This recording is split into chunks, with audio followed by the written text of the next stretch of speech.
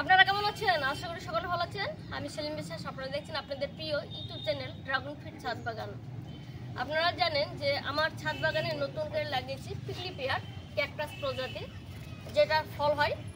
তো আমি নানান জায়গা থেকে আনছি, তুর্ক থেকে আনা হচ্ছে, মালয়েশিয়া থেকে আনা হচ্ছে, যেগুলো ফল হয়। তো আপনার ওই রকম আমাদের পুরনো যেটা দেশি ক্যাকটাস হয় পিকলি পেয়ারের মতো, ফণি মনসা বা আদার্স অন্য কিছু, তার মধ্যে একটা আপনাদেরকে দেখাচ্ছি। দেখুন, এটাও একটা ক্যাকটাস, কিন্তু দেখুন একই রকম পিকলি পেয়ারের মতো, কিন্তু এতে ফুল হয় না।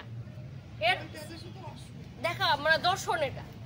আর এর কাটা দেখুন, আপনার মিনিমাম ধরলেন 2 ইঞ্চি করে বড় বড় কাটা। কাটাগুলো দেখাতে বলবো ক্যামেরাম্যানকে, ভালো করে দেখা কাটাটা দেখুন। তো এর কাটা হাত দেওয়ার জন্য এতে ফল হয় না। এটা হচ্ছে ক্যাকটাস প্রজাতি, ঠিক আছে? এটা খুবই খতরনাক।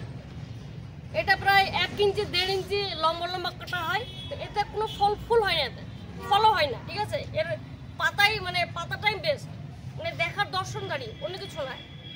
আর আমি যেগুলো লাগিয়েছি ওটা পিকলি পেয়ার, আপনাদেরকে দেখাবো বলেছিলাম। আমাদের দেশের এলাকায় লাগানো থাকে, সেগুলো ফল হয় না। আর অনেক রকম ভ্যারাইটি রয়েছে, অনেক আগে থেকে রয়েছে। সেটা জাস্ট একটা ভিডিও বানানোর জন্য আপনাদেরকে দেখাবো বলেছিলাম, সেই জন্য ভিডিওটা বানাচ্ছি। তো যদি আপনাদের এই ভিডিওটা দেখে ভালো লাগে, অবশ্যই চ্যানেলটাকে সাবস্ক্রাইব করবেন, পাশে থাকা বেল আইকনটা অল বাটন অবশ্যই ক্লিক করবেন।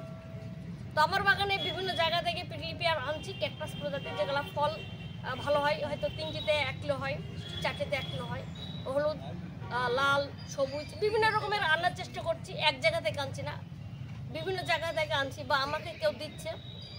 যখন আমার বাগানে ফল হবে আমরা দেখবো, তারপরে আপনার সংগ্রহ করতে পারবেন। আর আমাদের এলাকায় যেসব রয়েছে এত ফল হয় না, ঠিক আছে? তো যাক, ভিডিওটা এখানে শেষ করছি। আপনারা ভালো থাকবেন, সুস্থ থাকবেন, টাটা।